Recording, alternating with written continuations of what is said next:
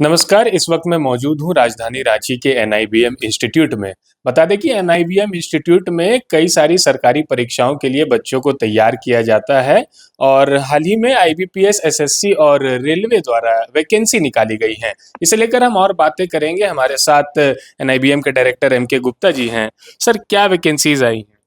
जी, आज सबसे बड़ी बात है कि अभी जस्ट मैं रुद्राभिषेक एनआईबीएम के प्रांगण में किया हूँ और बाबा का आशीर्वाद सब पे बना रहे। आज श्रावण का अंतिम दिन है और बाबा के इस आशीर्वाद को पाने के लिए हजारों लाखों युवा के लिए वैकेंसीज आ गए हैं कि आईबीपीएस में वैकेंसी आया है असिस्टेंट पोस्ट के लिए।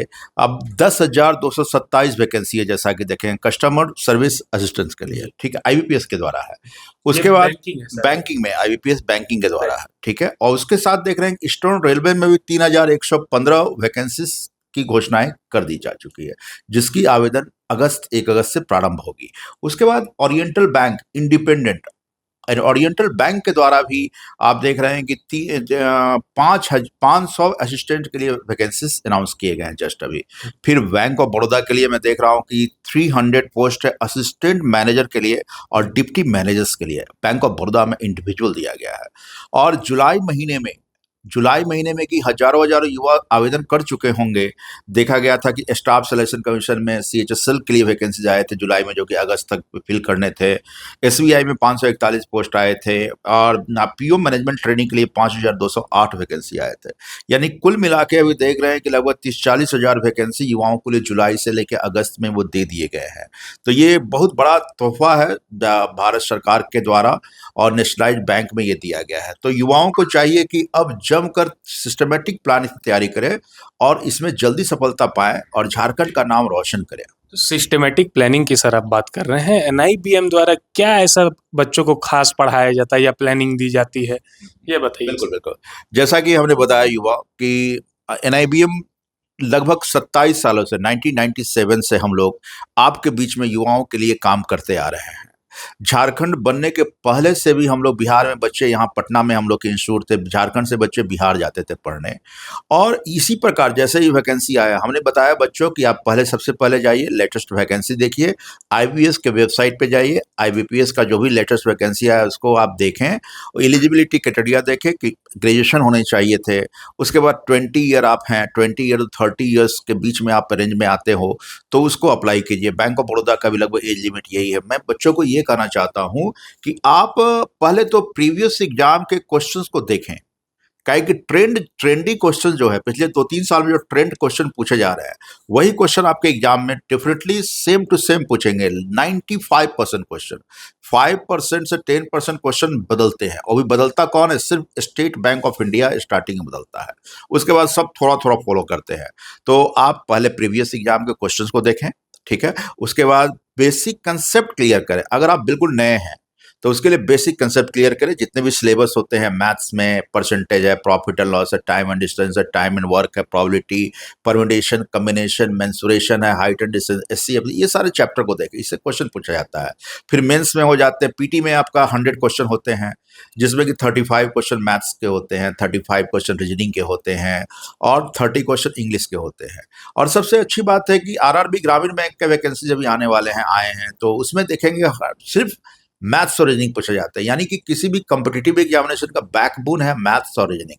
और मैथ सबसे अच्छी बात मैं बताना चाहता हूं कि मैथ्स और रीजनिंग में होता क्या है कि सारे क्वेश्चन की बातें क्वेश्चन में लिखी हुई रहती है, बस उसको अच्छे समझ के आपको उसको उसी की बातों को कैलकुलेट करके उसी के ढंग में जवाब देना होता है। लेकिन जीएस और इंग्लिश में क्या होता है कि उसमें आपको याद करके जाना है, जो आपको नॉलेज पहले से है उसी का जवाब दे सकते हैं। इसीलिए दिमाग वाले स्टूडेंट को सेलेक्ट किया जाता है, यही प्रायोरिटी रखता है कोई भी ऑर्गेनाइजेशन।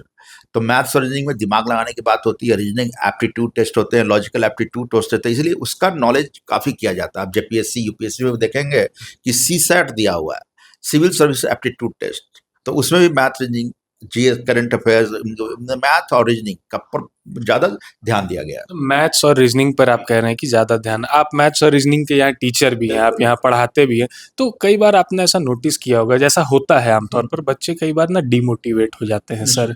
तो उनको मोटिवेशन आप कैसे, कि नहीं आपसे हो जाएगा, आप पास होगे, मतलब कैसे आगे बढ़ाते हैं बच्चों को? ओके, तो बच्चों निश्चित रूप से देखिए, डिमोटिवेट बच्चे होते हैं, कहा जाए बिल्कुल, अभी देखा जाए, अभी के शेड्यूल में थोड़ा ज़्यादा देखा जा रहा है कि पिछले जब लॉकडाउन हुए थे, उसके बाद बच्चों की आदत पड़ गई है घर पर बैठे-बैठे वर्क फ्रॉम होम जैसे होते थे, तो स्टडी फ्रॉम होम करने की आदत हो गई है।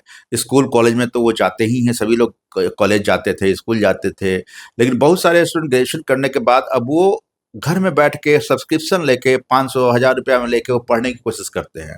और उससे क्या होता है, वो आज पढ़ते हैं, शाम को भूल जाते हैं, नेक्स्ट डे भूल जाते हैं।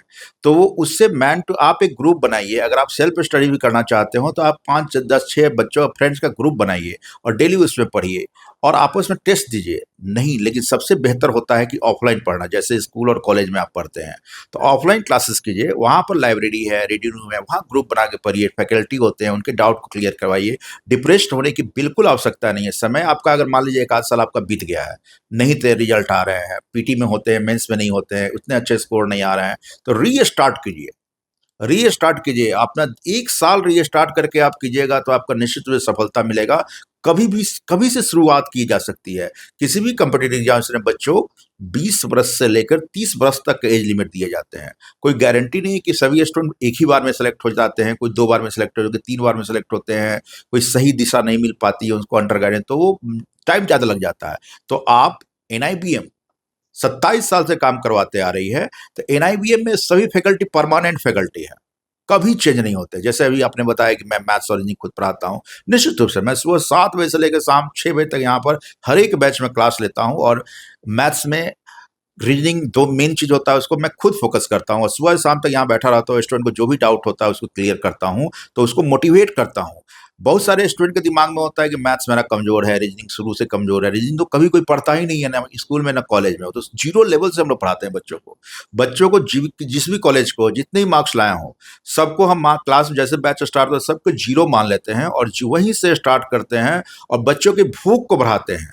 एक दिन बच्चे चले आते हैं कि इंस्टीट्यूट में क्लास करने पहला दिन और डेली वो टाइम से पहले दौड़े आते हैं कि वाह, उसके बाद अपने मेंटल स्टेटस उसका कूल हो जाता है, रिलैक्स करते हैं, फ्रेंडली हम लोग पढ़ाते हैं, ना कि प्रेशर दिलवाते। पता भी नहीं चलता उनको कैसे नॉलेज बढ़ा, कंसेप्ट बढ़ा, कैसे रिजल्ट आ गया। बहुत सारे स्टूडेंट्स भी कहते हैं कि पता ही नहीं चला सर रिजल्ट कैसे आ गया। तो ऐसा इन्वायरमेंट हम लोग क्रिएट करते हैं, बच्चों के साथ फ्रेंडली इन्वायरमेंट रखते हैं।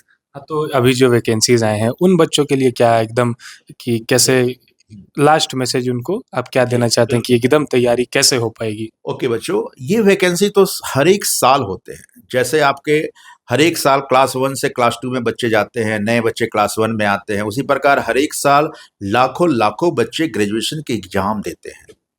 तो उन नए बच्चे के लिए या पुराने बच्चों के लिए, सभी के लिए लेटेस्ट वैकेंसी हर एक साल आते हैं।